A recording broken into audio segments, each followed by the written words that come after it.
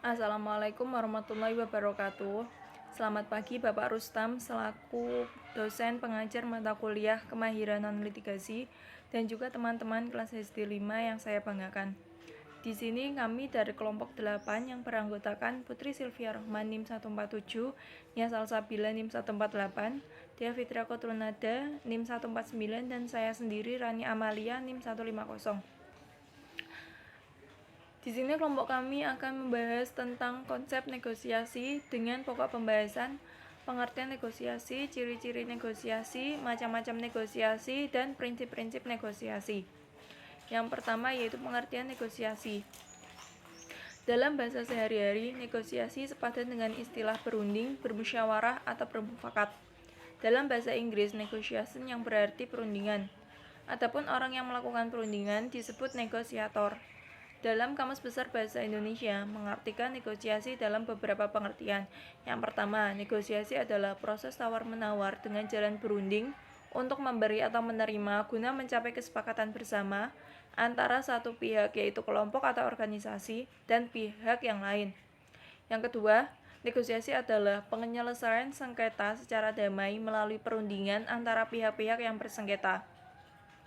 Dalam Kamus Hukum Dictionary of Law Complete Edition, dinyatakan bahwa negosiasi adalah proses tawar-menawar dengan jalan berunding antara para pihak yang bersengketa untuk mencari kesepakatan bersama. Negosiasi pada umumnya digunakan untuk kasus yang sifatnya sederhana dan tidak terlalu pelik, di mana para pihak yang beretikat baik secara bersama memecahkan masalahnya. Negosiasi dilakukan jika komunikasi yang dilakukan oleh para pihak berjalan dengan baik, masih ada saling percaya dan ada keinginan untuk mencapai kesepakatan, serta untuk menjalin hubungan yang baik. Kemudian materi akan dilanjutkan oleh pemateri selanjutnya. Materi selanjutnya yaitu ciri-ciri negosiasi. Ciri khusus negosiasi: A. Senantiasa melibatkan orang baik sebagai individual, perwakilan organisasi atau perusahaan, sendiri atau dalam kelompok. B. Memiliki ancaman terjadinya atau di dalamnya mengandung konflik atau sengketa yang terjadi mulai awal sampai terjadi kesepakatan dalam akhir negosiasi. C. Menggunakan cara-cara pertukaran sesuatu baik berupa tawar-menawar atau bargain maupun tukar-menukar atau barter. D. Hampir selalu berbentuk tatap muka yang menggunakan bahasa lisan, gerak tubuh maupun ekspresi wajah. E. Negosiasi biasanya menyangkut hal-hal di masa depan atau sesuatu yang belum terjadi dan kita ingin terjadi. Baik, selanjutnya yaitu materi macam-macam negosiasi. Yang mana macam-macam negosiasi itu dibagi menjadi dua, yaitu ada negosiasi kepentingan dan negosiasi hak. Yang pertama yaitu negosiasi kepentingan. Negosiasi kepentingan atau interest negotiation merupakan negosiasi yang sebelum bernegosiasi, sama sekali para pihak tidak ada hak-hak apapun dari suatu pihak kepada pihak lain. Akan tetapi, mereka bernegosiasi karena masing-masing pihak ada kepentingan untuk melakukan negosiasi tersebut.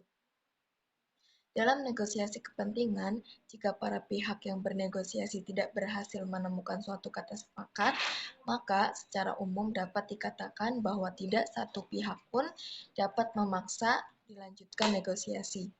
Kemudian, negosiasi hak. Sebaliknya dari negosiasi kepentingan, yaitu negosiasi hak atau negotiation sebelum para pihak bernegosiasi, antara pihak sudah terlebih dahulu mempunyai hubungan hukum tertentu, sehingga antara pihak tersebut telah menimbulkan hak-hak tertentu yang dijamin pemenuhannya oleh hukum. Kemudian, para pihak bernegosiasi bagaimana agar hak-hak tersebut dapat dipenuhi oleh pihak lawan dalam negosiasi tersebut. Jadi, berbeda dengan negosiasi kepentingan, di mana negosiasi tersebut dimaksudkan untuk menciptakan hubungan hukum tertentu. Tetapi dalam negosiasi hak, hubungan hukum tersebut justru sudah ada sebelum negosiasi dilakukan. Selanjutnya akan disampaikan oleh pemateri lain. Terima kasih. Baik, selanjutnya saya akan memaparkan materi yang terakhir, yaitu mengenai prinsip-prinsip yang ada dalam negosiasi. Di sini terdapat materi ada transparansi. Transparan di sini memiliki arti jujur atau menjunjung tinggi kejujuran.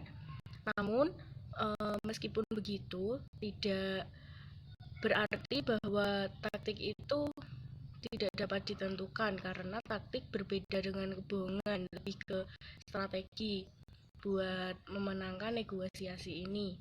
Kemudian yang kedua ada akuntabilitas. Akuntabilitas harus dapat dipertanggungjawabkan. Dengan kata lain, orang yang bernegosiasi ini harus setuju dengan apa yang dikatakan. Yang ketiga ada keadilan. Keadilan yang diterapkan dalam negosiasi adalah keadilan yang didapatkan dalam suatu kerjasama. Keadilan dalam bernegosiasi berkaitan dengan pembagian hak dan tanggung jawab sebagai perwujudan kesepakatan antara kedua belah pihak. Kemudian prinsip yang terakhir ada saling menghormati dan saling menghargai. Menghormati di sini dimaksudkan untuk memungkinkan kita mengembangkan sebuah hubungan yang baik dengan mitra kita. Sikap saling menghormati dan sikap saling menghargai ini juga harus ditunjukkan selama negosiasi berlangsung. Terima kasih. Mungkin itu dari kelompok kami. Kurang lebihnya mohon maaf. Jika ada pertanyaan bisa ditanyakan Japri di WA ataupun disampaikan nanti siang saat jam kuliah di Google Meet. Terima kasih. Kami kelompok 8 pamit undur diri. Wassalamualaikum warahmatullahi wabarakatuh.